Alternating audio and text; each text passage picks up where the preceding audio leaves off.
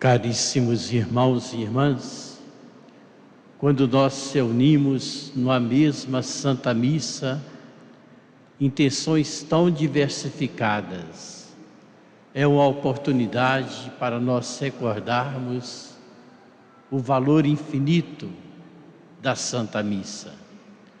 É a reatualização do sacrifício do Calvário. E Jesus a instituiu utilizando o pão e o vinho. O pão porque os muitos grãos de trigo, vindos de lugares diversos, esmagados, triturados, se tornam a farinha onde surge o pão. A uva esmagada é capaz dela sair o vinho. Muitos grãos de trigo, muitas uvas. Assim nós nos reunimos em torno da mesa da Eucaristia, trazendo as várias experiências, realidades que nós vivenciamos. E para todas as realidades vivenciadas por cada um de nós, a Santa Missa é aquela resposta de um Deus tão bom e generoso, que toma consigo o que nós vivemos e passamos e entrega ao Pai, pela força do Espírito. Só pelas nossas forças seríamos incapazes de vivenciar o que nos acontece. A fé ilumina e nos introduz neste mistério. Ouvimos na primeira leitura um trecho do livro do Levítico, que é um livro do Antigo Testamento que traz normas. Hoje um verdadeiro código de postura humana, como que nós devemos nos empenharmos para nos compreendermos uns aos outros, através do perdão, como que nós devemos ser justos na prática cotidiana da nossa vida, com o exemplo de não reter aquilo que é o direito do vulnerável, do necessitado, não conservando conosco aquilo que pertence ao próximo. Ali fala do salário, mas podemos incluir tudo aquilo que constitui o nosso jejum.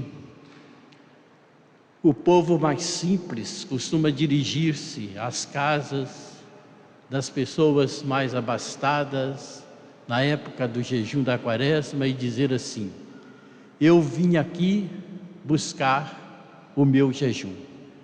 Interessante, porque nós não jejuamos só por jejuar. Aquilo que nós disciplinamos a nossa vida, procurando ser sóbrios, pertence de fato a quem mais necessita. O livro do Levítico traz na clareza da palavra de Deus a orientação para que a gente viva de acordo com a expectativa de Deus a nosso respeito. O capítulo 25 do Evangelho de Mateus, proclamado nessa missa, é, vamos dizer assim, o gabarito de qualquer exame mais difícil que a pessoa tivesse que fazer, nos tempos dos vestibulares e outros. A resposta já está ali. O que precisamos fazer para alcançar a salvação? Jesus adianta descrevendo 6 situações em que nós somos chamados a socorrer a necessidade humana. Quem está com fome, com sede, doente, etc. 6, porque o 7º, para fazer a totalidade, é o próprio Deus na compreensão da nossa fé. Hoje as crianças presentes aqui nessa Santa Missa, para celebrar os 15 anos das atividades deste Centro de Educação Infantil aqui da paróquia, são para nós a expressão do carinho e da ternura de Deus para com todos nós, seres humanos. Eu diria para cada pequenino que está, para cada criança, Jesus um dia foi também pequenino como vocês. Cresceu conservando no seu coração a ternura, o carinho e o acolhimento para com as crianças. É preciso ter um coração de criança, na espontaneidade, naquilo que é a transparência contínua de uma criança, sempre fiel à verdade dentro da sua própria compreensão.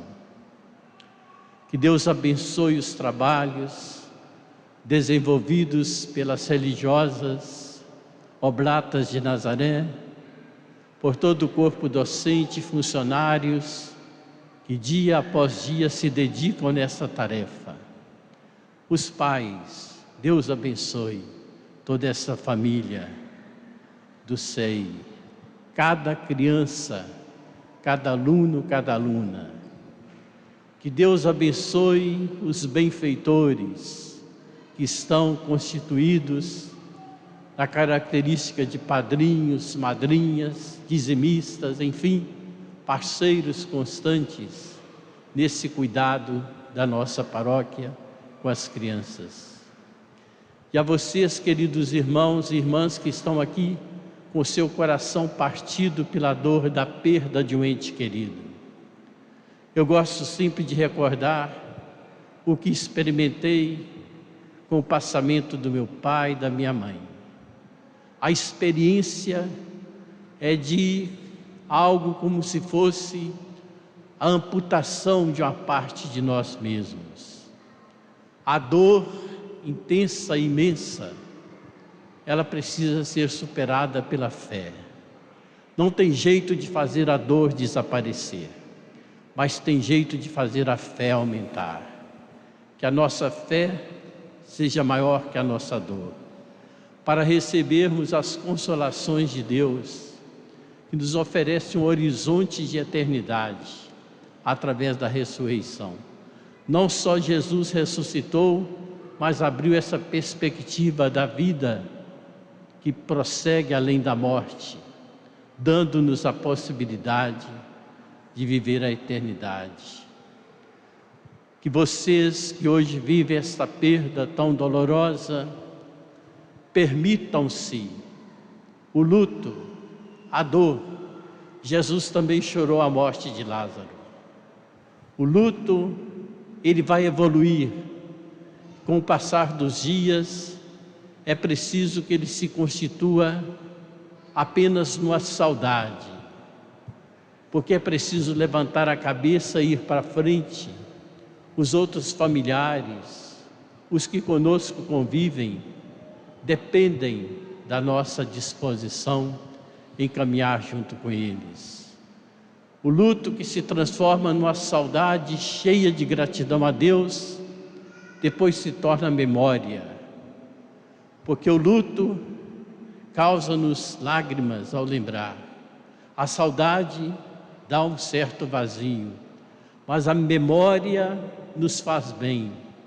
Recordar, uma memória agradecida por Deus ter nos concedido a oportunidade de ter no nosso coração, no nosso convívio, pessoas a quem tanto amamos e nunca vamos deixar de amar. Com elas teremos o nosso encontro na mesa da comunhão eucarística, para percebermos o tanto que somos acompanhados pela ternura e pelo olhar amoroso de Deus. Nós vamos com aquele Salmo, sonda-me, Salmo 138, atendendo aqui a solicitação também de alguém, a Vânia, que está vivendo a dor da perda de seu esposo, e os outros irmãos e irmãs nossos. Podem permanecer assentados.